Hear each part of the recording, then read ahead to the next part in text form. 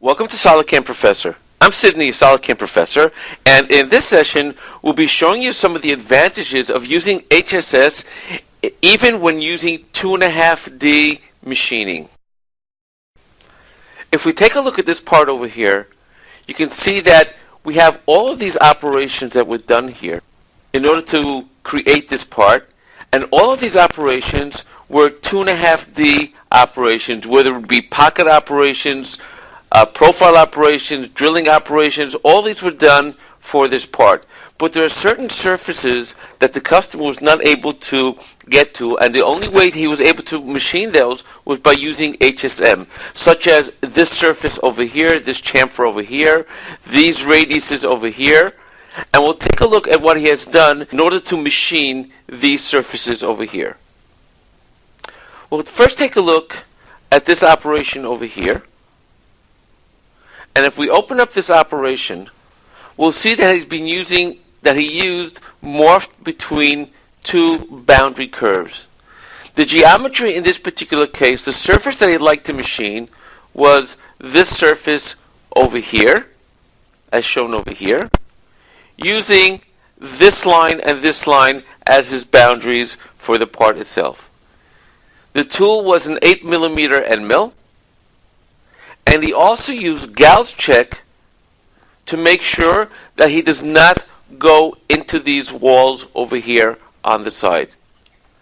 If we take a look at the simulation itself, you'll see that a tool path was created exactly on that surface, staying away from those walls. This was only made possible using HSM. The person did not have any kind of 3D operation done in this part. All of the operations were 2.5D, except for surfaces such as this, where he was able to complete them using HSS. As we go further down in our part itself, you'll see that there's another surface that he had done. And if we take a look at the operation itself, again he has used morph between two boundary curves. And this time the surface that he had created, that he was working on, was this radius at the very bottom of this stub over here. That's what he wants to machine. The tool that he used was a 6mm end mill.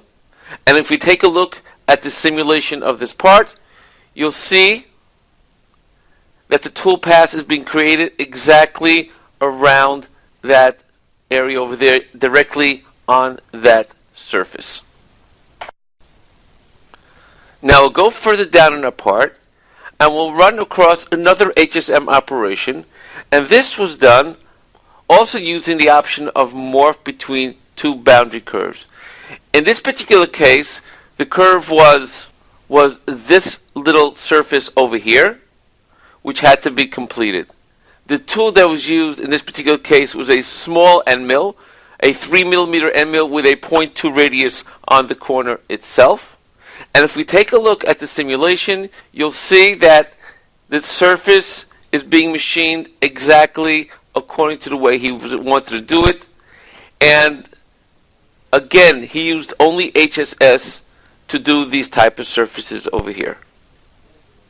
Now we also used HSS in our next operation, and this time we used again morph between two boundary curves, and the surface that was worked on was this surface over here, exactly in this corner, which in no way was he able to do that using a 2.5D operation. And this again he was able to complete easily using HSS. Taking a look at our simulation, you'll see that the tool path is exactly on that surface. And again over here he also used gouge control not to crash into this wall itself. Now the last operation that he used HSS for was the following operation. Again, using the morph between two curves. This time, the geometry was this area over here on the part itself in order to get this small chamfer over here. Again, he's using gouge control not to crash into those areas over there itself.